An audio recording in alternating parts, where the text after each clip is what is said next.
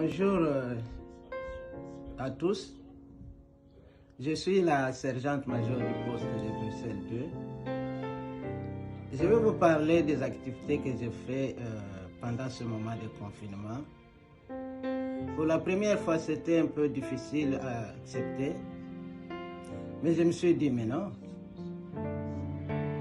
on va prier le Seigneur. Nous avons prié avec le papa Mwanza, mon mari, et le sergent Mwanza. Et nous avons pensé, qu'est-ce que nous allons faire avec la charge que le Seigneur nous a donnée pendant ce temps ici. Et j'ai commencé à les appeler, prier avec eux, que ce soit nos enfants, les membres du poste, les proches de partout. J'ai commencé à être ensemble avec eux par des prières. Et ensuite, je me suis donné à écrire. J'ai écrit aux membres de l'église. J'ai commencé à faire des messages accompagnés de versets bibliques. Et j'envoyais partout, dans des groupes, comme chez chacun d'eux. Et je priais toujours avec eux. Je vous disais toujours que vos maisons sont des cellules de prière. Et maintenant, commencez à vous mettre avec le Seigneur dans vos maisons et mettez-vous ensemble. C'est-à-dire que nous sommes loin des yeux, mais près du cœur. C'est-à-dire, nous sommes unis en esprit et en prière. Continuez à le faire et nous serons toujours dans la joie malgré les confinements. Que le Seigneur nous bénisse.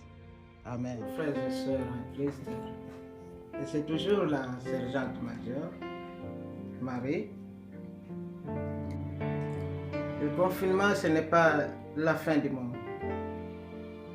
Mais ça peut nous aider. Moi, je peux dire que c'est une occasion en or pour chacun de nous de prendre conscience, de réfléchir un peu, de s'approcher vraiment, à s'attacher vraiment au Seigneur, de changer nos comportements.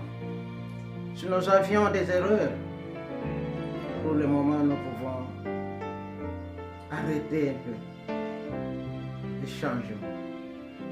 C'est alors que nous serons toujours les bien-aimés du Seigneur. À ce moment, je disais que c'est une occasion en or. Sachons-le.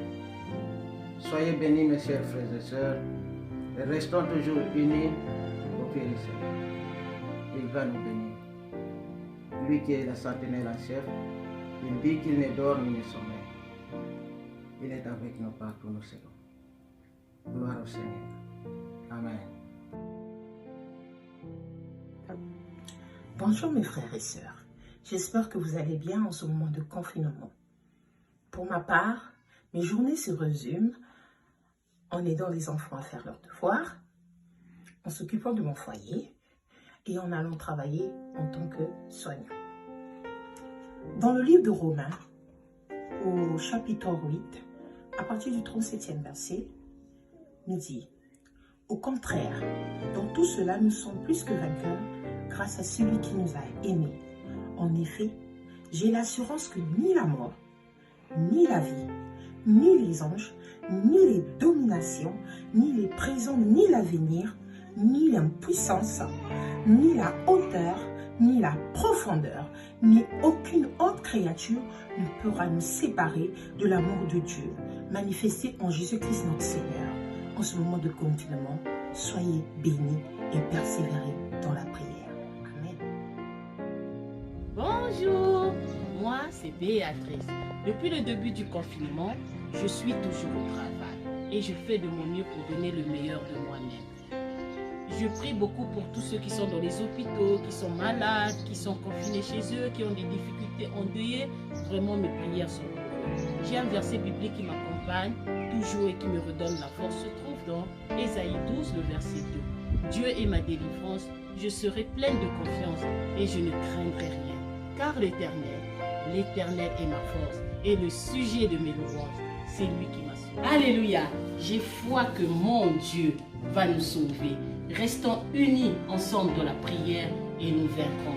Nous allons encore nous retrouver ensemble pour louer et adorer notre Dieu. Bye!